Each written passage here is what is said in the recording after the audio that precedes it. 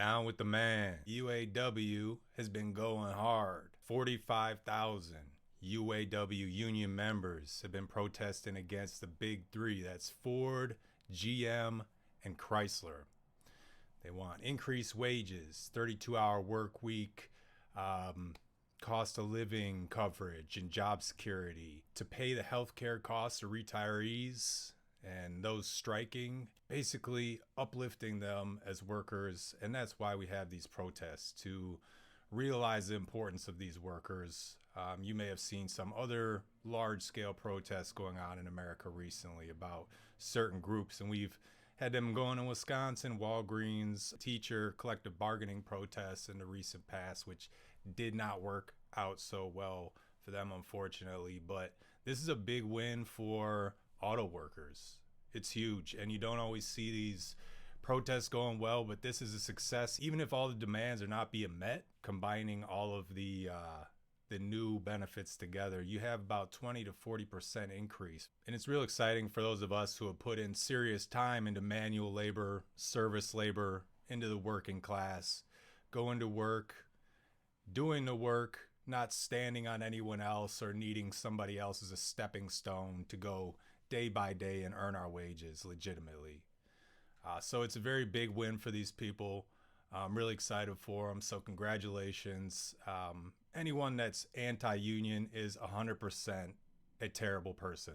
Wisconsin, of course, has had a huge role in establishing unions in America, bringing people together, giving them rights. And so it's really exciting for those who have been sticking with representation, collective bargaining, and democracy, equal pay, equal rights, all this sort of stuff over the years. And so I'm sure it's exciting to some teachers may be disappointed with that situation a few years ago, and really excited for these auto workers. At least they should be, if they're not total cunts. Doing away with the tiered system has become a question. I've looked into that a little bit.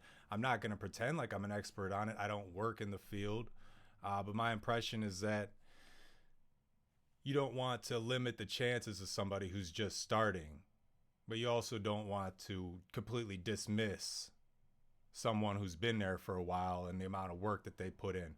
So you don't want to destroy the idea of merit, of qualifications, of work, of production, of quality, consistency over time. But you don't want to restrict and limit those who are just starting, forcing them to do too much work to get to that same point. And of course, in the history of America, you have a lot of nepotism and corruption. And so those in higher positions very well could have cheated their way there. So I stand with you. I'm happy for you, proud of you. Many better things to come. You may have noticed I'm wearing a dress shirt. And yes, I do wear dress clothes sometimes.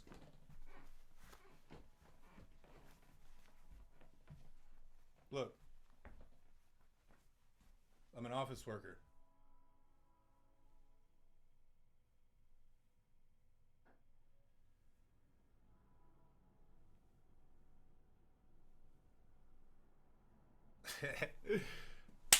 But how about them Packers too? Fuck this office stuff. You know the Green Bay Packers quarterback is black now, right? Anybody else notice that? Not really hitting the news, is it? Huh? Yeah. The Packers quarterback is not Brett Favre, Aaron Rodgers looking.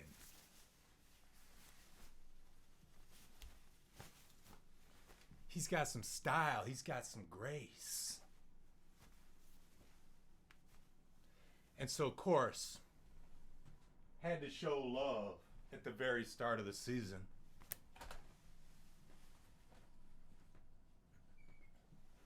And I'm a real Packer fan, so of course, can't be fair weather.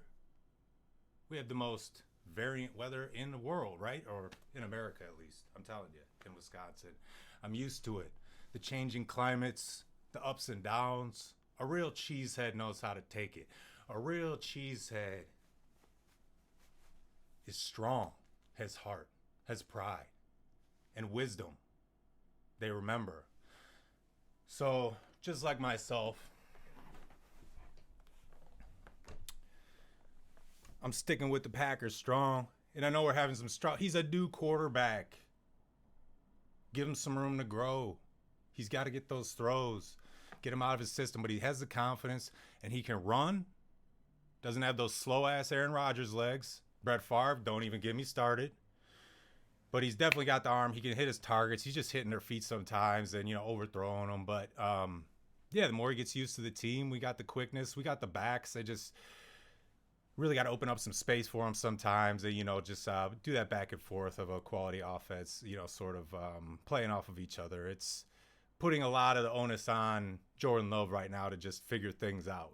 But the defense is in classic Packers fashion, giving some games away, to say the least.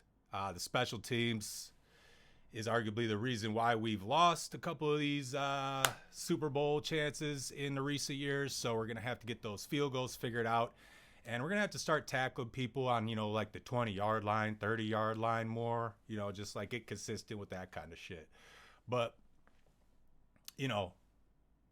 go Pack, go. And, of course, look no further than the Green Bay Packers for evidence of Wisconsin's strong union representation and community ownership. Small town team beating out those bitch asses in Chicago still, somehow. And Minnesota, most of the time. Y'all suck at everything. We just hit the year mark for the Mentally Enabled podcast too, so I'm really excited about that. Yee! And did pretty well as far as the number of episodes, but I didn't do one every week. Initially planned on doing that, sort of, But yeah, like plan on one every 2 weeks-ish for now. I'm still not going to set an exact time or date or anything like that because I just find it more comfortable to do it this way. And some of these are long videos and require a lot of research and editing. So it's really putting too much stress on me to figure that out. And I'm a one-man team, one-man squad. So, I'm shooting it, editing it, writing it, performing. So it is a lot. But yeah, definitely got to keep rolling. And, I got my sights set on that 100 subscribers still and the 100 episode mark. So just kind of aiming in that direction right now. Lastly, I have some unfortunate news, and that's that Sydney Edwards has passed away. She was a member of First Wave when I was in college, one of the only members of First Wave that wasn't a complete asshole to me.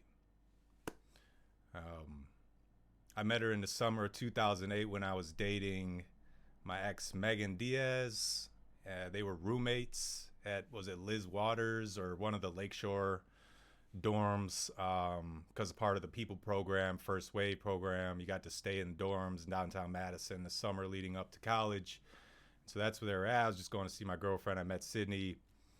My girlfriend had mentioned that I rap and stuff, and so she heard about that, and it was always encouraging, not going out of her way to like hook me up with shows or collaborations or anything like that, or posting my music, but liking it. And I do appreciate her for that.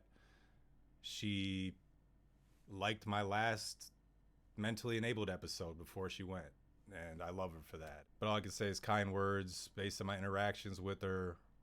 I wish we could have done some more with hip-hop together, with spoken word. She's a poet. I'm a poet. She had even told me once that I should join First Wave. Though my girlfriend, Megan, of course, was telling me, white people not allowed. You don't deserve anything. Go away, whitey. Boyfriend, I love you. Die, whitey. No scholarships. Work like a slave and no recognition. And you don't speak Spanish, but you do. But that's sort of a different story. That got mixed in with Sydney. Those two were roommates. Crazy. But Sydney, it seems, was a much better person. Hopefully. And just for the mere likes, because I get so few of them on my videos on Instagram. She is one of maybe like 10 people who've been consistently liking one of my posts here and there. So even just for that little bit of love, I'm going to miss Sydney Edwards very much. Rest in peace, Sydney. I will never forget you.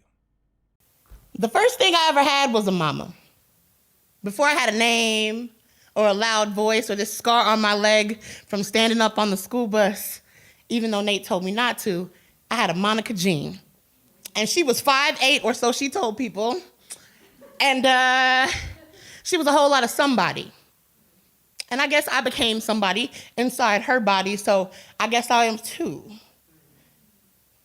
It's funny how somebody can be the first thing you ever had. Y'all, I had never met nobody who liked wrestling like my mama before I met Kiki. Kiki used to come to school in 2nd grade with a wrestling journal. She used to write down like who won the match, how long it was, like what wrestling move took them out. That bitch was the internet before the internet. It was weird. But I was like, yo, my mom watches wrestling. And she was like, what you know about WrestleMania 42? And I'm like, what you talking about? We ate.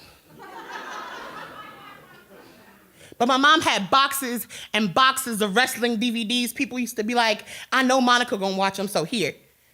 If you put in a wrestling DVD for my mama, she gonna watch it all day. And she gonna rewind parts. I'm like, this a DVD. This a DVD. Girl, like, what? I gotta go chapter back. Chapter back. When I think about my mama and my grief sometimes, it reminds me of the Royal Rumble. How many folks know wrestling? It's okay. It's all right. Those of you who don't, the Royal Rumble is this match where people come down at different times. You never know who's gonna come to the ring next. You don't know who they want to beef with. You don't know who they after. They just kind of come in waves. And I guess that's the point.